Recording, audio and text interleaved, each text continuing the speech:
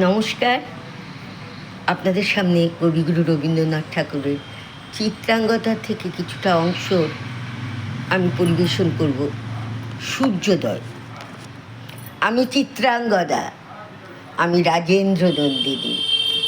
হয়তো পড়িবে মনে সেই একদিন, সেই সরোবর তীরে শিবালয়ে দেখা দিয়েছিল এক নারী, বহু আভরণে ভারাক্রান্ত করি তার রূপহীন তনু। কি জানি কি বলেছিল নির্লজ্জ মুখরা, পুরুষেরা করেছিল পুরুষ প্রথায় আরাধনা, প্রত্যাখ্যান করেছিল তারে।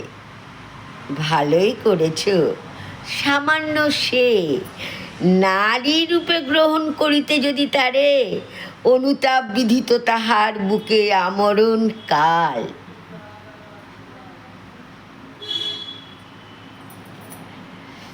প্রভু, আমি সেই নারী, তবু আমি সেই নারী নহি। সে আমার হীন ছদ্মবেশ। তারপরে পেয়েছিল বসন্তের বরে বর্ষকাল। অপরূপ রূপ দিয়েছিল শ্রান্ত করি বীরের হৃদয় ছলনার ভারে। সেও আমি নহি। আমি চিত্রাঙ্গদা রাজেন্দ্র নন্দিনী। আমি দেবী নহি আমি সামান্য রমণী, পূজা করি রাখিবে মাথায়, সেও আমি নই। অবহেলা করি পুষিয়া রাখিবে পিছে, সেও আমি নহি।